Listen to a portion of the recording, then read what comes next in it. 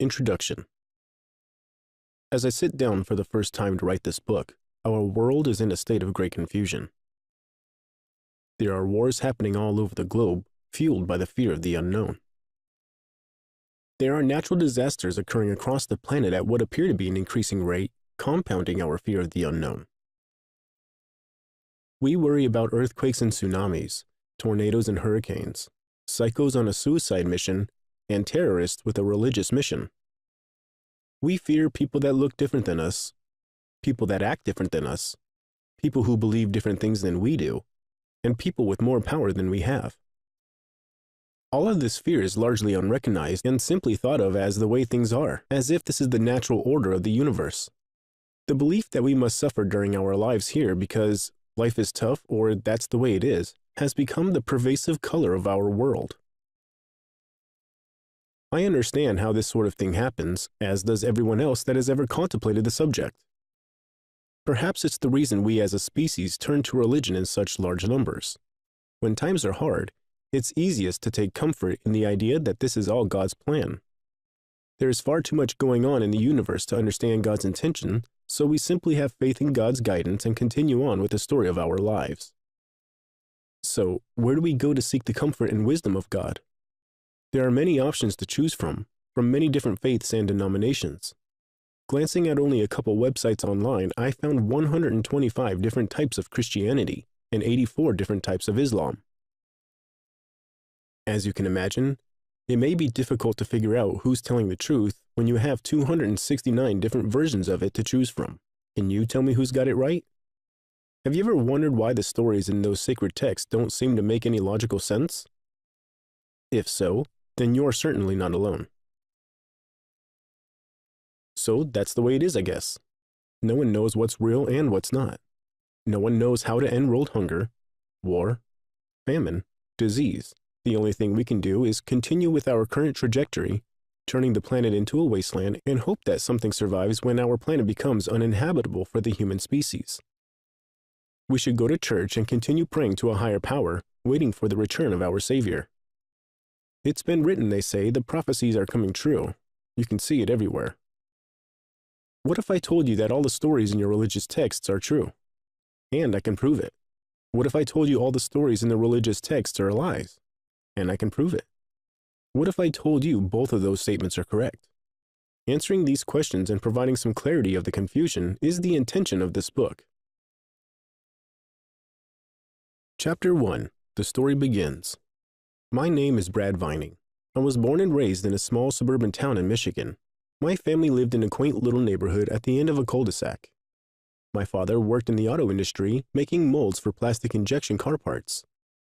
He was like most American dads in the 80s with a love of sports and the outdoors. We spent many magical nights sleeping in the forests, hunting, fishing, and camping. Countless days spent on different lakes catching largemouth bass. He loved his family and always put us before everything else. My mother was a homemaker and a bit of a tinkerer. She would make different types of crafts and trinkets and sell them at craft shows. She was a pretty resourceful woman. She was a dog breeder, a Tupperware sales rep, Avon lady, and I'm sure several other things. My two older brothers and I spent a lot of time in the fields behind our house growing up. Behind our house was an unused chunk of land that we could access by hopping over a 3-foot-tall concrete block wall. It was a magical little place we could make forts, climb the trees and eat berries for hours, or cut through to save a few minutes on our walk home. We had a perfect little life, perfect little house, and a perfect little family. When I was 11, my mom was getting out of the car in the parking lot of a pet store. It was December or January in Michigan, which means pretty much everything was covered in ice. As she stepped out of the car, her foot slipped on the ice and she fell hard straight on her back. She ended up with quite a few medical issues and neck pain after several unsuccessful surgeries. It wasn't long before she had a gallon-sized Ziploc bag full of prescription pain medication. After about a year and a few thousand prescription opioids, my parents' marriage fell apart. I wasn't quite sure how to process that. On one hand, I was happy because it meant I wouldn't have to listen to them scream at each other anymore. On the other hand, I was confused by what happened. It wasn't long ago everything was perfect. Then, my mom falls down in a parking lot and things completely disintegrated in front of my eyes. For the most part, my life growing up was pretty standard for a blonde-haired Caucasian athlete. I excelled at every sport I tried to play, and I loved being the stud of the team. It was fun to be the center of attention, to be the one everyone was watching. Subsequently, I was quickly turned off by the idea when I realized something. No matter how hard I worked, or how good I get, it would never be enough to please the coaches. Every time I did something I considered to be great, I was only met with more expectation. At the surface, this seems normal, but all that did to me was cause confusion and anger. So, at the confident young age of 13, I decided I didn't need that kind of stress in my life and quickly found a different path. I've always had an incredibly difficult time when I witnessed someone being mistreated. I got in my first fist fight when I was in 3rd grade because someone was picking on my friend Andy on the playground before school. From then on, I sort of seen myself as the protector of people that needed protecting. Unfortunately, when I quit sports at 13, I took it upon myself to right all the wrongs I seen around me. Everyone in sight was now under my watchful eye, being surveilled for signs of distress or signs of abuse of power. When I was 17, I decided I wanted more from my life than just sitting around partying every day.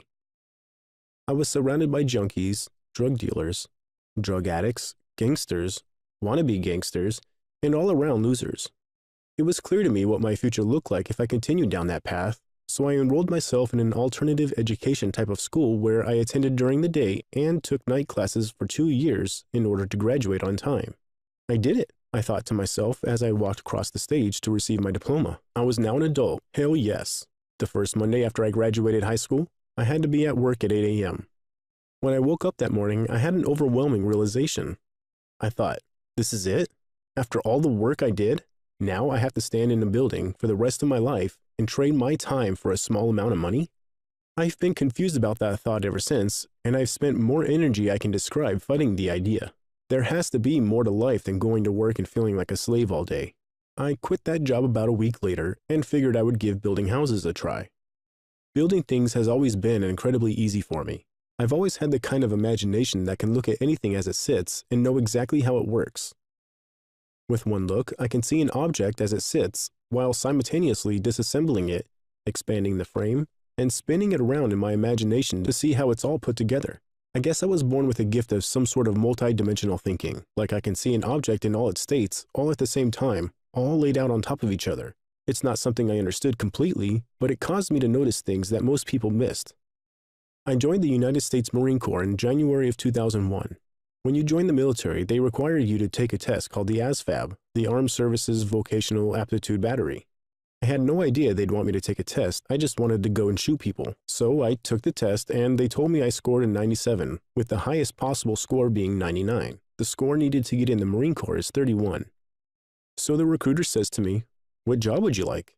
as he hands me a pamphlet filled with the different military occupational specialties to choose from. He said, "You scored high enough to do any job you want." I was incredibly confused by this. "What do you mean? This is the Marine Corps, right? I wanted to be a soldier, the guy on the front line." "Oh, you mean infantry," the recruiter said. "We can definitely sign you up for that. When would you like to go to boot camp?" And that was it. Off I went 2 weeks later to stand on the yellow footprints at MCRD San Diego. Things were moving by rather smoothly for a while. I trained to kill other human beings for 2 years before my body started to crumble under its own weight. I received an honorable discharge and was lucky enough to not have to go to war in Iraq and Afghanistan with all my friends. I moved back to Michigan with my pregnant wife and first son. For a couple years, I went from job to job, ending up with a job building schools all over the Midwest. I worked there for 3 years and seen a lot of people come and go. A lot of middle-aged men carrying stacks of lumber across the job site because this was the only job they could find or were qualified for. I was making $13 an hour, and I was getting $20 per diem spending cash because we were working out of town and living in hotel rooms. I was happy, comfortable, and on top of the world. I had it all figured out. Until one faithful day, the world shook beneath my feet. One of the foremen on the job sites was high on cocaine while driving a large piece of construction equipment called a SkyTrack. It's like a giant forklift with a 40-foot extension for lifting things into high places. I was standing on the roof of the building when this guy hit one of the roof trusses with the SkyTrack. The roof collapsed under my feet and I fell 45 feet to the ground, along with 5 or 6 other people. It was the longest half second of my life. When I hit the ground, everything was silent, and a cloud of dust filled the air. Then, I heard the screams of my best friend at the time, and foreman. He was on the other side of the building, fell 25 feet. Then, the top 12 feet of a 25-foot cinder block wall came down on top of him. Heber was his name. He survived the fall, and doctors put metal parts in his body to make him whole again, but he was in bad shape for quite a while. The whole incident was incredibly difficult for me to understand. I was flying high, loving my job, loving life. Then, I'm slammed with an overwhelming realization that this was all wrong. Why am I doing this? I spend 5 nights a week in a hotel room on the other side of the state while my family is living their lives without me. A couple months later, I set fire to my career with that company and moved on with my life. In 2007, I took advantage of the benefits granted to veterans and started using the GI Bill to pay for a college education. I was hooked. I had no idea how much information there is to know. I took my first computer programming class, and it was like I finally found my home. I could see how it all came together. Every line of code, every logic statement and loop sequence. It all made sense to me at a glance and didn't require much attention. I learned as much as I could about every inch of the computer. I studied networking, programming, 3D animation, image manipulation. It was as if I had a little magic box. I would enter the magic spell and my creation would appear right in front of me. I never ended up with the bachelor's degree, but I certainly learned a lot before the GI Bill benefits ran out. For the next few years, I again bounced from job to job, then moved to California in 2010. Throughout the experiences of my entire life, I have always had the ability to look at something and just know how it works. Whether it was building houses or computers, I could see how the parts fit together perfectly. One day, a guy I worked with didn't show up for work. His wife said he had a psychotic break and he was going to be in the hospital for a little while until he was better.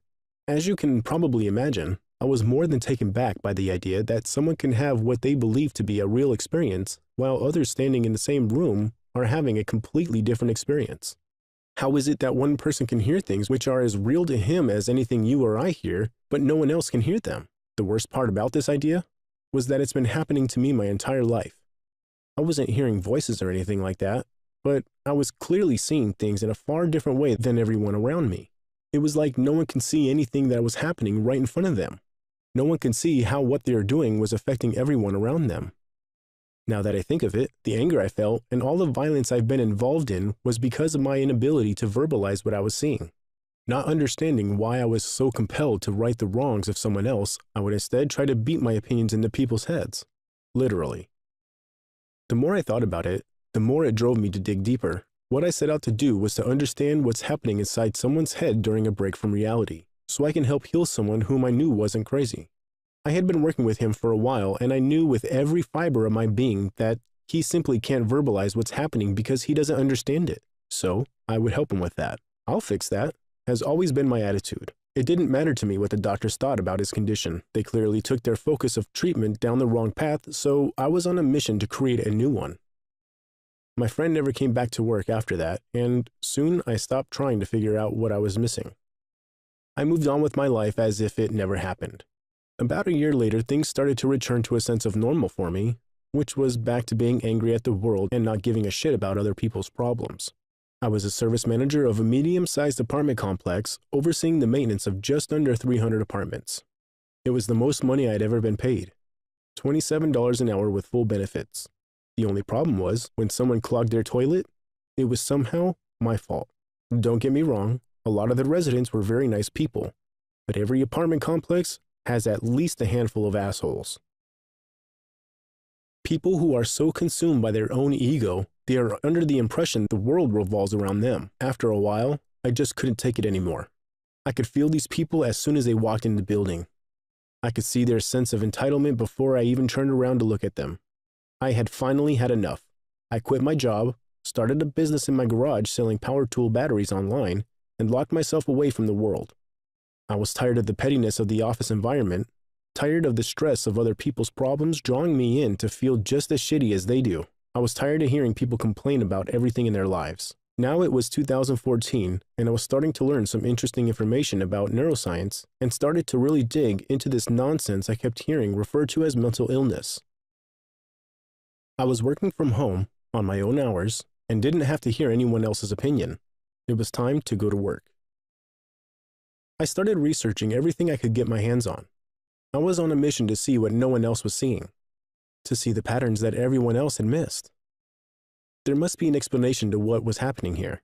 While listening to the Joe Rogan Experience on YouTube, I heard him talking about a company he was involved with called Onnit.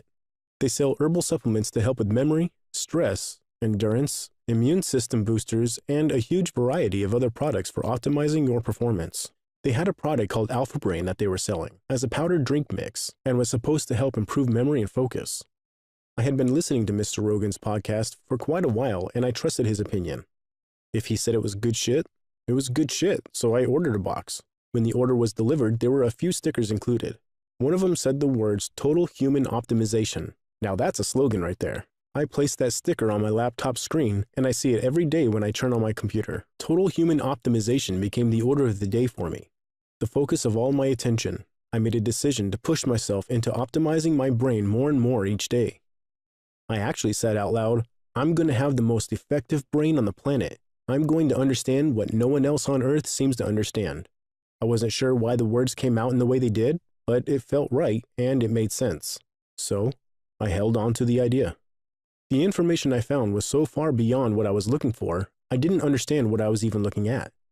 At times I spent 20 hours a day, 7 days a week on acquiring more information for the puzzle, collecting variables and comparing data, listening to one perspective after another, comparing every word and every idea, overlapping every thought I had with every other thought simultaneously in an attempt to figure out where the patterns were. What I came up with was a massive collection of information, which I will attempt to present in this book in a way that can be followed by the reader. The information you will find is to be read as one idea. There are many pieces to the whole, but you cannot see the whole picture if you separate the thoughts. They must be overlaid on top of each other as you would imagine a multi-dimensional reality would be. Everything you read here will be laid out in a way that's easy to understand. Everything in these pages are common knowledge among our species. I didn't make any of this up, or use any sort of woo-woo, half-baked science. Everything in these pages is pulled from our collective consciousness and all the information being spread throughout the internet, our libraries, religious texts, and ancient sculptures. Any statements made are simply an observation of the reality I find myself in.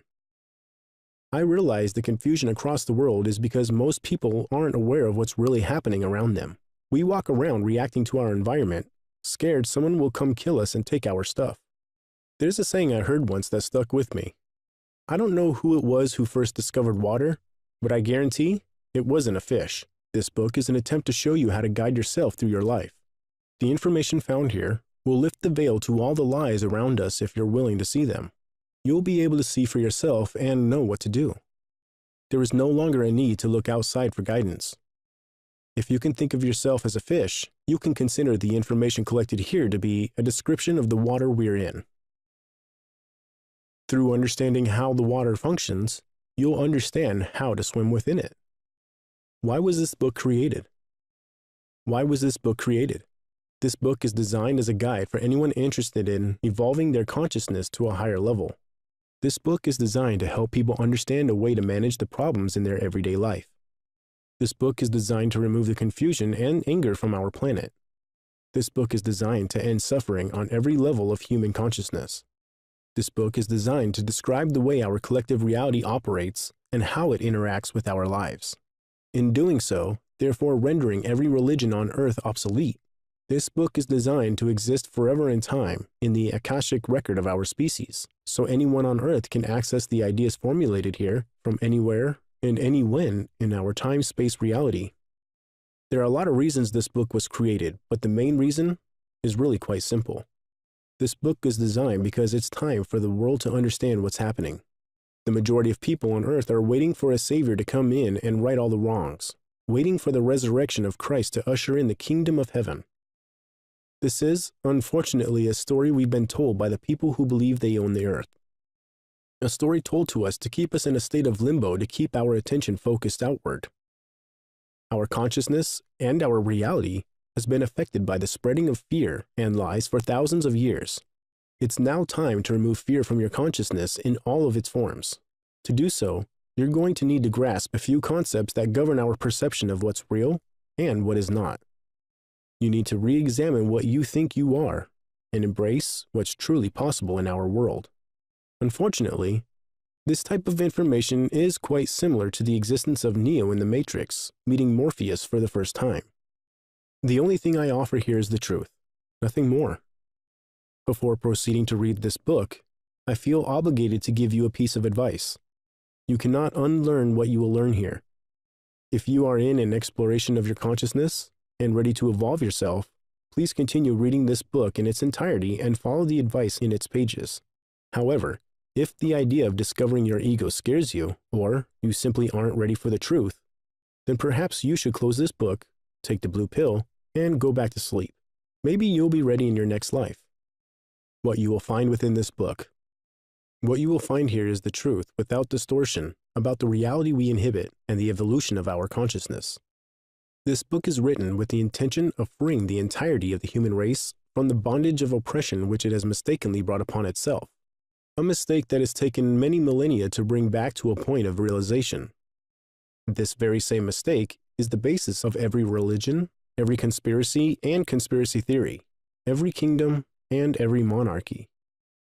This is a mistake which can and will no longer go unrecognized. It will no longer be part of our collective reality. This mistake was made as a collective to place the power in the hands of the few to relieve the fear of the many. Many thousands of years ago, we gave our power away when we began to look outward for protection and guidance in the world of fear. We were told to put our faith in God, as we do what the priests and the holy men tell us what will prove our faith. Then we sit back in fear, waiting for someone to come save us from our troubles. This book was created to provide you with the information needed, so not only will you understand how the universe functions and the true nature of reality, but you will know it's the truth, and there will be no need to defend your perception any further. Through doing the exercises in this book, you will have all you need to search within yourself to find the place of knowing, a place of absolute certainty of who and what you are, a divine being and a powerful creator in a universe constructed of ideas.